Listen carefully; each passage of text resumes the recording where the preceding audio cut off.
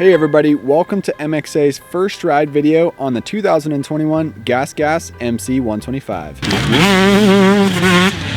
The GASGAS brand originated in Spain, and after cycling through multiple owners, a majority portion of the company was bought by the KTM group in 2019, and then it was bought in full at the beginning of 2020. For its first year under new ownership, GASGAS has 12 off-road models, one of them being the electric starting 300cc Enduro two-stroke, and another one being the electric E5 mini bike. They also have a full line of two-stroke mini bikes from 50 to 65 to 85, and they have a 250 and 450 four-stroke motocross models. Then they have 250, 350, 450 cross-country bikes, and finally the MC125 two-stroke. For this year, GASGAS has only two big bike two-strokes, and one of them is that 300cc Enduro bike I just mentioned, so that means that the MC125 is the only motocross-specific two-stroke big bike from GASGAS, as they don't have a 250 two-stroke on their lineup for the first year. Analyzing the bike, the meat and potatoes of it are as expected. The engine, frame, subframe, suspension components are all the same as the KTM. As we know,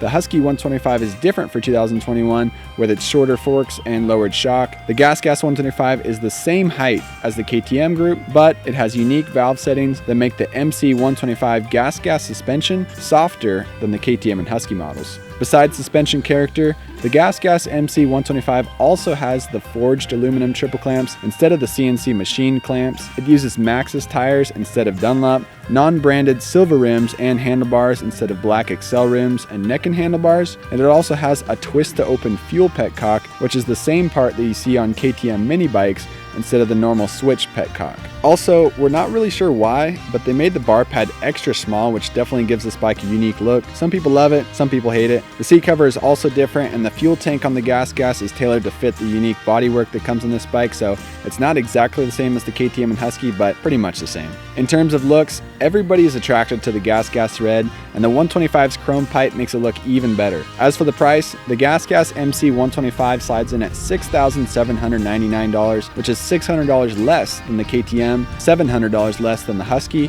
and only $200 more than the Yamaha YZ125.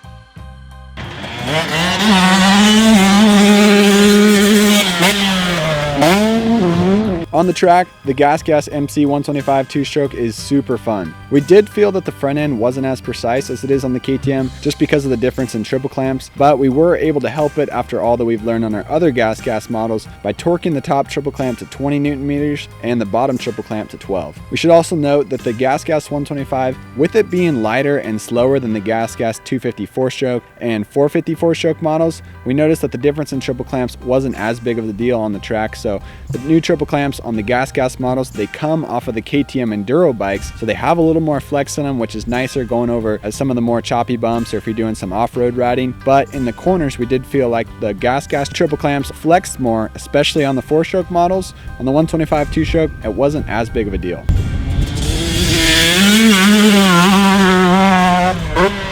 Another big difference between the KTM Husky and GASGAS 125s is that the GASGAS has softer valving in the forks and shocks, so that makes it extra plush and makes it really easy to settle into corners, which is really nice. For MXA, we have a broad spectrum of guys riding and testing on the GASGAS 125, and our novice level test riders actually loved the suspension a lot because it was forgiving and didn't require a ton of force and speed to compress going over bumps, so it was easier to move going over the bumps, which made it nicer for the guys who weren't going as fast. As far as the pro and intermediate and heavier test riders, they felt that the GASGAS wallowed a little bit more and blew through the stroke faster just because the valving is softer, but they still didn't have problems bottoming out, so that was nice. On the shock, our testers did go in 5 clicks stiffer on compression and 2 clicks slower on rebound to help it hold up a little more for the faster guys, but the average novice level guys, kind of intermediate level guys, they liked the stock suspension and overall didn't have a ton of complaints. As for the air forks, we really like them. the GASGAS models use the same WP exact components with all of the new high-tech air and oil bleed holes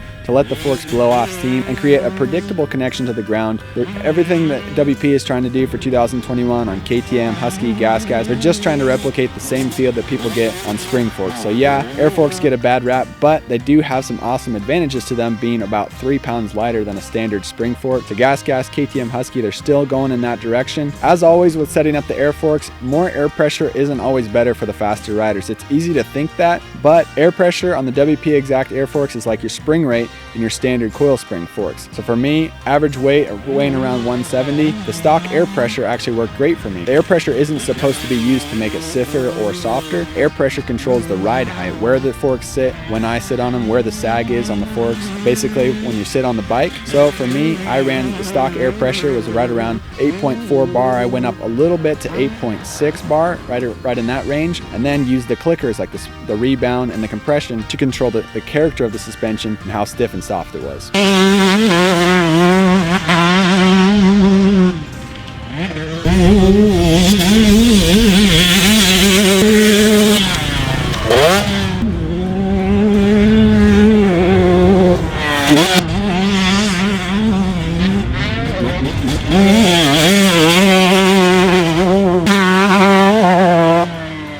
Like the KTM and the Husky, the 125 engine on the GASGAS rewards the rider who revs it. Pulls strong, reaching 37.27 horsepower at 11,200 RPM, but we did feel like the GASGAS model gave up a little bit of grunt just because of the closed off airbox cover. Like the rest of the GASGAS line for 2021, the airbox cover has a big lip on it on the underneath to restrict air going to the filter. So the only benefits of something like this would be slowing down the bike to make it easier to ride for a beginner or to help protect the air filter from dirt. But in the 125 class, you always want more power. So we recommend trimming off that inner lip from the airbox cover before you spend any money on buying aftermarket parts. So overall, the GASGAS MC125 is a great bike. You get the strong engine, updated suspension, and lightweight of the KTM 125, and you almost match the price of a brand new Yamaha YZ 125. If you like the look of the GASGAS red bodywork with the chrome two-stroke pipe, the GASGAS MC125 is your only option for motocross specific two-strokes, but we're crossing our fingers hoping that in 2022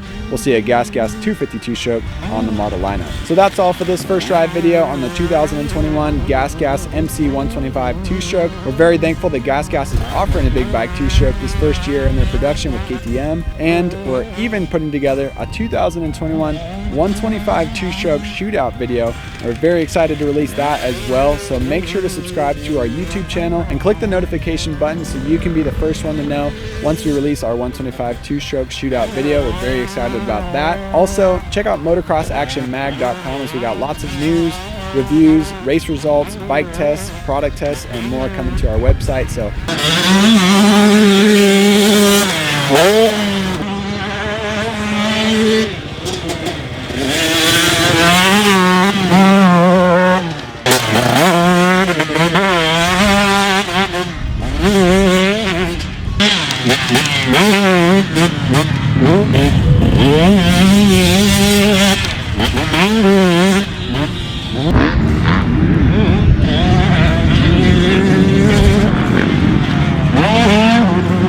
if you have some more time, click the thumbnails now to see some of our most recent videos.